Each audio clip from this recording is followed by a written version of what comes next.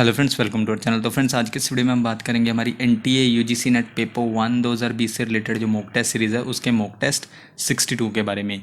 इस वीडियो में हम कवर करेंगे आर्सेनिक टॉपिक को, जो आपका पीपल डेवलपमेंट एंड इन्वायरमेंट का एक टॉपिक है। सबसे पहले हम एक क्वेश्चन डिस्कस कर लेते हैं जिसका आपको आंसर करना है 10 सेकेंड के अंदर।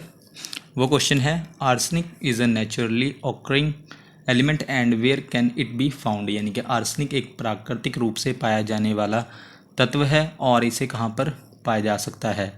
नंबर 1 पर है food, number 2 water, number 3 soil, number 4 air, number 5 sea food. Code आप अपनी स्क्रीन पर देख सकते हैं और 10 सेकेंड के अंदर हमें करेक्ट आंसर बता सकते हैं इसी वीडियो के नीचे कमेंट करके।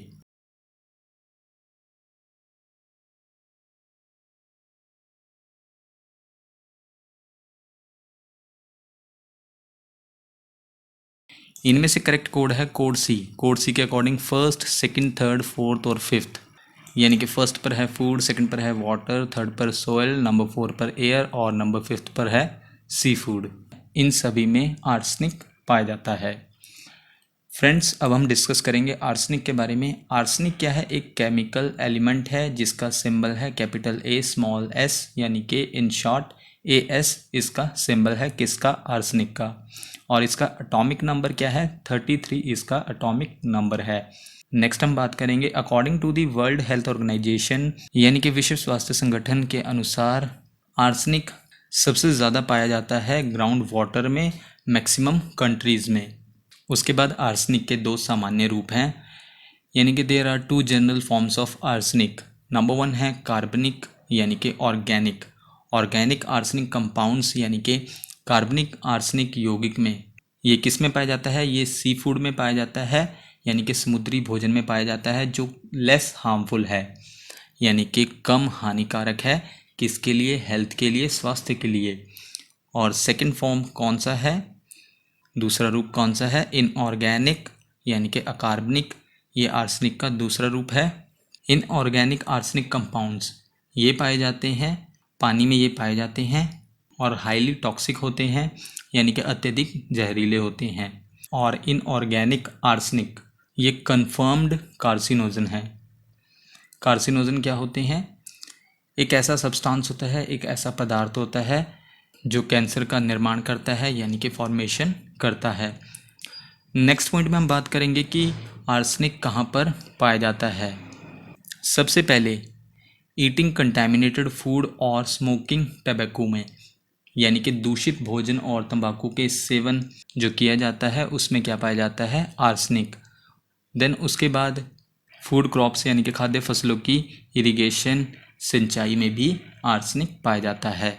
नेक्स्ट है इंडस्ट्रियल प्रोसेसेस, यानी कि औद्योगिक प्रक्रियाओं में आर्सेनिक पाया जाता है। और इन प्रोसेसिंग में क्या शामिल है? जैसे कि ग्लास बनाना, टेक्सटाइल्स यानी कि कपड़ा उद्योग, पेपर, मेटल एडेसिव्स होते हैं जो, यानी कि धातु को चिपकाने वाले, और वुड प्रिजर्वेटिव्स होते हैं, यानी कि जो लकड़ी के संरक्षण होते हैं, उनकी प्रोसेसिंग में आर्सेनिक पाया जाता है। नेक्स्ट है आर्सेनिक पाया जाता है पेस्टिसाइड्स में, यानी कि कीटनाशकों में, और फार्मास्यूटिकल्स में आर्सेनिक पाया जाता है। उसके बाद जब हम कंटेमिनेटेड वाटर का यूज़ करते हैं, दूषित पानी का यूज़ करते हैं, किसके लिए? फूड को बनाने के लिए, भोजन को बनाने के लिए, उसमें भी आर्सेनिक पाया जाता है। देन उसके बाद नेक्स्ट पॉइंट में ग्राउंड वाटर, यानी कि भूजल में आर्सेनिक कैसे प्रवेश करता है, कैसे पहुंचता है वहां तक? ये पहुंचता है रॉक्स के थ्रू और सॉइल के थ्रू, यानी कि चट्टानों और मिट्टी के माध्यम से भूजल में प्रवेश कर सकता है आर्सेनिक। नेक्स्ट है आर्सेनिक इन्वायरमेंट में वॉल्केनोज, यानी कि ज्वालामुखियों, और जो माइनिंग प्रोसेसेस होते हैं, यानी कि जो खनन प्रक्रियाएं होती हैं, जो खुदाई की जाती है, उनकी वजह से भी आर्सेनिक इन्वायरमेंट में पाया जाता है। नेक्स्ट पॉइंट में है भूजल में, यानी कि ग्राउंड वाटर में आर्सेनिक एक व्यापक समस्या है, एक बड़े पैमाने की प्रॉब्लम है, वाइड स्प्रेड प्रॉब्लम है। जैसे कि हम बात कर चुके हैं कि जो पीने का पानी होता है उसमें आर्सेनिक का स्तर, यानी कि लेवल काफ़ी ज़्यादा होता है। और ये ड्रिंकिंग वाटर कहाँ से आता है? जैसे कि कुएं हो गए, वेल्स हो गए, और जो वाटर सरफेस सोर्सेज से, यानी कि सतह के पानी से प्राप्त किया जाता है, जैसे कि लेक्स और रिजर्वर्स, यानी कि झीलों या जलाशयों से ये पानी प्राप्त होता है। नेक्स्ट है आर्सेनिक के इंडस्ट्रियल सोर्सेज भी हैं, यानी कि आर्सेनिक के औद्योगिक स्रोत भी है, जिनमें शामिल है माइनिंग और स्मेल्टिंग, यानी कि खनन और गलाना इसमें शामिल है। उसके बाद है fish, shellfish, meat, poultry, dairy products और सीरियल्स। ये सभी डाइटरी सोर्स हैं आर्सेनिक के, यानी कि मछली, शंख, मांस, मुर्गी पालन, डेयरी उत्पाद और अनाज भी आर्सेनिक के आहार स्रोत हो सकते हैं। और लास्ट है जहाँ से आर्सेनिक पाया जाता है, जैसे कि वाटर, एयर, फूड और सॉइल, जिसे हम ऑलरेडी डिस्कस कर चुके हैं। नेक्स्ट पॉइंट में हम बात कर लेते हैं कि आर्सेनिक लोगों को कैसे प्रभावित करता है, यानी कि how does arsenic affect people. Arsenic क्या करता है, ऑर्गन्स यानी कि अंगों और सिस्टम्स पर इफ़ेक्ट डालता है। जैसे कि ये इफ़ेक्ट डालता है स्किन पर, नर्वस सिस्टम पर यानी कि तंत्रिका तंत्र पर, उसके बाद रेस्पिरेटरी सिस्टम है, श्वसन प्रणाली पर भी ये प्रभाव डालता है आर्सेनिक।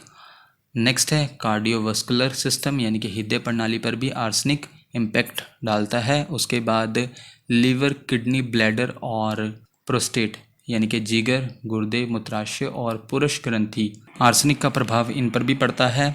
नेक्स्ट है इम्यून सिस्टम यानी कि प्रतिरक्षा प्रणाली पर भी हमारी आर्सेनिक का प्रभाव पड़ता है। उसके बाद इंडोक्राइन सिस्टम, सबसे पहले इंडोक्राइन सिस्टम क्या होता है, ये कलेक्शन होता है ग्लैंड्स का। ग्लैंड्स क्या होती हैं, ग्रंथियाँ, यानी कि ये ग्रंथियों का कलेक्शन है क्या, इंडोक्राइन सिस्टम। और ये क्या करता है इंडोक्राइन सिस्टम, यानी कि ये कलेक्शन ऑफ ग्लैंड्स, ग्रंथियों का समूह क्या करता है, प्रोड्यूस करता है, उत्पन्न करता है हार्मोन्स। और ये हार्मोन्स क्या करते हैं, मेंटेन करते हैं मेटाबॉलिज्म को। और मेटाबॉलिज्म क्या होता है, मेटाबॉलिज्म इन शॉर्ट अगर हम कहें तो एक प्रोसेस होता है, एक प्रक्रिया होती है जहाँ पर हमारी बॉडी कन्वर्ट करती है जो भी हम खाते हैं पीते हैं उसको एनर्जी में।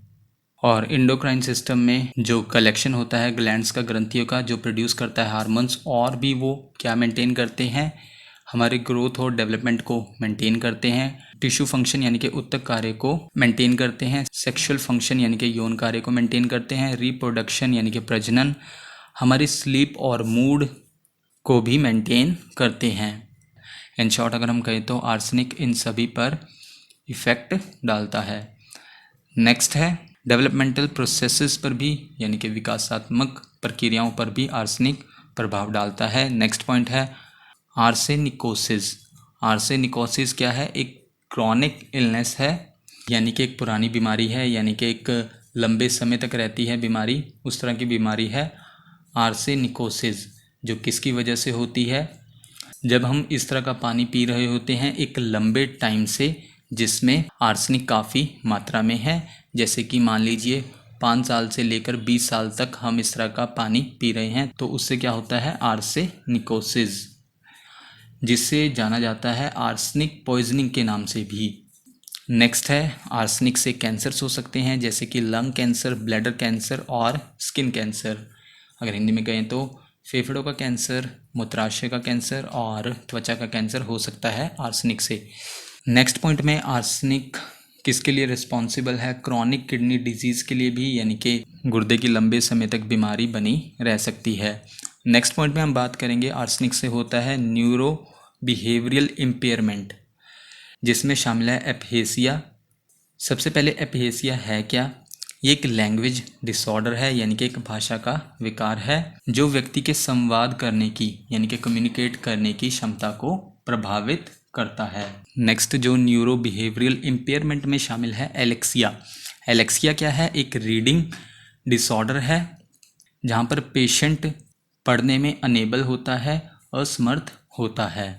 नेक्स्ट हम बात करेंगे न्यूरो बिहेवियरल इम्पेयरमेंट के कुछ जो चाइल्डहुड लर्निंग डिसेबिलिटीज़ हैं, यानी कि जो बचपन में सीखने वाली विकलांगताएं हैं, उनके बारे में हम बात करेंगे। सबसे पहले हम बात कर लेते हैं डिसकैल्कुलिया। ये क्या होता है, एक स्पेसिफिक लर्निंग डिसेबिलिटी है, यानी कि एक विशिष्ट शिक्षण विकलांगता है जो इफ़ेक्ट करती है किसी पर्सन को, जहाँ पर वो पर्सन अंडरस्टैंड नहीं कर सकता है नंबर्स को, यानी कि नंबर्स को अंडरस्टैंड करने के लिए केपेबल नहीं होता है, और जो गणित यानी कि मैथ के तथ्य होते हैं, फैक्ट्स होते हैं, उनको भी अंडरस्टैंड नहीं कर सकता है। नेक्स्ट है डिस्ग्राफिया। डिस्ग्राफिया क्या है, एक लर्निंग डिसेबिलिटी है, यानी कि एक सीखने की विकलांगता है जो राइटिंग एबिलिटी यानी कि लेखन क्षमता को प्रभावित करती है। और डिस्ग्राफिया क्या है? एक न्यूरोलॉजिकल डिसऑर्डर है जो इफ़ेक्ट करता है चिल्ड्रन को भी और अडल्ट को भी, यानी कि जो बच्चों और जो अडल्ट होते हैं दोनों पर प्रभाव डालता है। नेक्स्ट है डिसलेक्सिया। डिसलेक्सिया क्या है? एक लर्निंग डिसऑर्डर है, यानी कि एक सीखने की विकलांगता है जिसमें शामिल हैं, यानी कि जिसमें रीडिंग में यानी कि पढ़ने में कठिनाई होती है। और ये समस्या किस वजह से होती है? इसमें जो पर्सन है वो जो स्पीच साउंड्स होती हैं उनकी पहचान नहीं कर पाता है, और साथ ही साथ और जो लेटर्स होते हैं, वर्ड्स होते हैं, उनको डिकोड नहीं कर पाता है। और डिसलेक्सिया को रीडिंग डिसेबिलिटी भी कहा जाता है। और डिसलेक्सिया किस पर इफ़ेक्ट डालती है? ये ब्रेन के हिस्सों पर यानी कि दिमाग के हिस्सों पर प्रभाव डालती है जो लैंग्वेज प्रोसेस करते हैं, यानी कि भाषा की प्रक्रिया करते हैं। नेक्स्ट चाइल्डहुड लर्निंग डिसेबिलिटीज़ हैं, उनमें शामिल हैं जो आर्सेनिक की वजह से होती हैं, जैसे कि ओरल और रिटन लैंग्वेज डिसऑर्डर, यानी कि मौखिक और लिखित भाषा विकार। नेक्स्ट है नॉन वर्बल लर्निंग डिसेबिलिटीज़, यानी कि गैर मौखिक सीखने की अक्षमता। और नेक्स्ट है डिस्प्रैक्सिया, जिसे developmental coordination disorder in short TSD के नाम से भी जाना जाता है। अगर हिंदी में कहें तो इसे विकासात्मक समन्वय विकार के रूप में भी जाना जाता है। ये क्या है? एक कॉमन डिसऑर्डर है जो किस पर प्रभाव डालता है? मूवमेंट पर, यानी कि गति पर, और फिजिकल कोऑर्डिनेशन पर, यानी कि शारीरिक तालमेल पर प्रभाव डालता है। क्या? डिस्प्रैक्सिया। और इसके कारण क्या होता है कि एक बच्चा उस तरह से परफॉर्म कर नहीं पाता है अपनी एज के अकॉर्डिंग, जो भी डेली एक्टिविटीज़ होती हैं जिस हिसाब से उसे परफॉर्म करना चाहिए, यानी कि डिस्प्रैक्सिया में एक चाइल्ड अनाड़ी की तरह बिहेव करता है। और लास्ट में है स्किन लीजन्स और स्किन कैंसर, जो आर्सेनिक की वजह से सबसे ज़्यादा होते हैं, यानी कि त्वचा के घाव और त्वचा का कैंसर सबसे ज़्यादा होता है आर्सेनिक की वजह से। और फ्रेंड्स, आज की इस वीडियो में लास्ट पॉइंट में अगर हम बात करें कि आर्सेनिक के प्रभाव कौन से हैं, वॉमिटिंग होती है, एब्डोमिनल पेन होता है और डायरिया होता है, यानी कि उल्टी होती है, पेट में दर्द होता है और साथ ही साथ दस्त होते हैं। ये आर्सेनिक के एक्यूट इफ़ेक्ट्स हैं, यानी कि प्रभाव हैं आर्सेनिक के। और इन सभी एक्यूट इफ़ेक्ट्स के कारण बॉडी में डिहाइड्रेशन हो जाता है। तो फ्रेंड्स, ये थी हमारी आज की वीडियो। नेक्स्ट वीडियो आपको जल्दी चैनल पर मिल जाएगी। So thank you friends for watching this video.